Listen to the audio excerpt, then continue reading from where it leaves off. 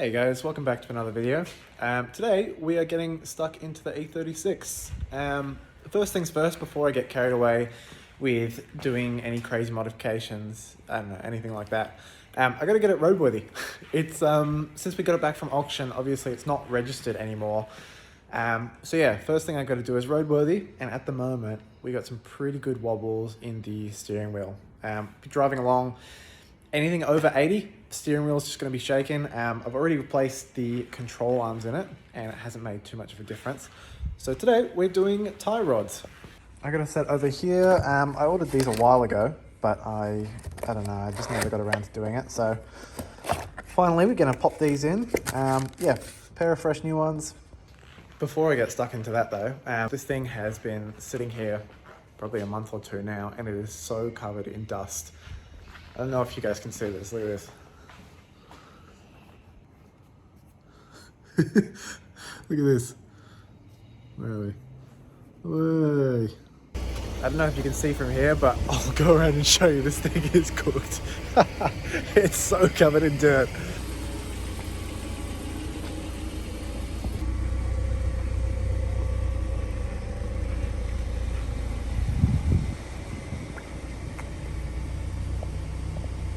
It's going to be really nice to give it a clean. I'm really excited for that satisfaction, you know. I'm going to set up my other camera out here and see if I can do a little time lapse of it. So hopefully you can see a difference. We'll see. It'd be nice to see anyway.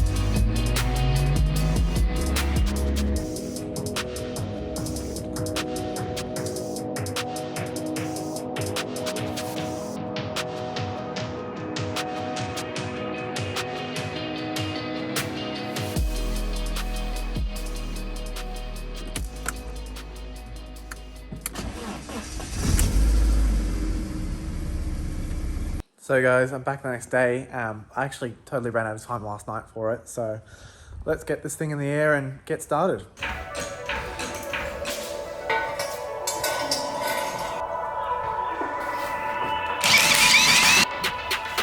Sweet guys, so first thing on here, we got a 16mm nut to crack.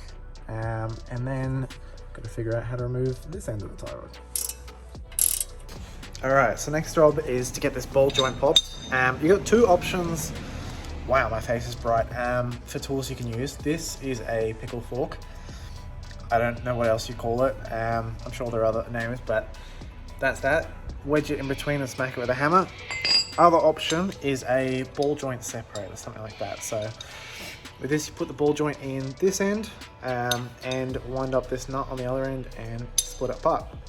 I always find this is the worst part of the whole thing. So wish me luck. Let's give it a go, see how long it takes. This is where we're at. It's popped out here. It'll probably need a little bit of extra force to actually pull that out. But yeah, gonna pop that.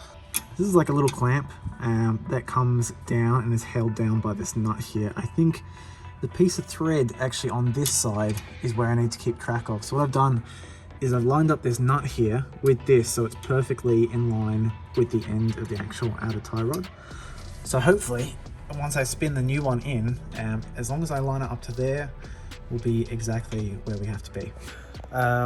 Like an hour later, I'm on the ground because my back is killing me. Things are not going well. It did not want to come off. I've been working on it so hard. Yeah, we've finally got it. It is ready for the final turns. I'm dead. And this is only one side. These threads under here were just totally seized on. So you can see I've Put some WD on here, let it sit for a bit, and yeah, twist it off very slowly. But we got it! Yay! Oh man, that was a lot. Jeepers, and you can see how bad this thing was. Look at that, grease everywhere. All right, here we go. This is the new one. She's looking good, much nicer than the old one. Let's do this before all the light goes. All right, another hour, another update. We're in. Awesome. Tie rod is in. We are happy. Look at that brand new nut on there. We're good. So let's chuck this wheel back on. And then I might even do the other side off camera, considering how long this took me. We are properly dark outside. But you know what? Even though it took, I don't know, way longer than, you know, somebody who does this every day, at least I got to do it myself. And I'm happy, I'm confident I can do this again, and I don't know, I got the satisfaction that I did it. Second side is done, guys. This only took me like 15 minutes, which is wild because the other one took like an hour and a half. But yeah, this time I actually knew what I was doing, smashed it out. It came out a little bit easier, but I mean, it just goes to show, like sometimes it's going to be really hard and rusted on, and sometimes it's totally fine. All it takes is time. If you got time, you can do it, and that's it. It's just nuts and bolts. But check it out. We're all done, nice and fresh, looking good, and hopefully this is it for Roadworthy, to be honest. All right, a couple of days later, let me recap what we've done. So, a couple of days ago, went and took this thing for Roadworthy, and we passed after a homemade alignment with plate and Pilates. It drives really straight, everything's happy, no more wheel shake, and the tie rods are all good. Next step, I took the drive down to the club inspection. Basically the place I got to take the car for the particular club that I'm in to get it looked at and get all my papers signed. All went well, went for the drive down, and it was great. Then I headed across to Vic Roads in Frankston, my favorite Vic Roads. Not really, but the people there are pretty chill. And I went and picked up these. Oh yeah, we got plates. We got plates. Plates, people, we got plates. This is big. Ah. This is wild. This means I can now take this car on the road. I can start modifying it. I can chuck the coils in. Oh, we can do so much stuff. Engine swap coming soon, people, coming soon. But no, seriously, it's really good that this thing passed Roadworthy. Awesome that it's registered. It's all insured now. So we can start actually doing some fun stuff. It's going to be awesome. Thank you guys heaps for watching the video. Next video, I'm going to be digging into engine stuff. I don't know, I'm going to be doing everything. So I'm keen to show you guys what's up next. And yeah, thanks heaps. Catch you guys.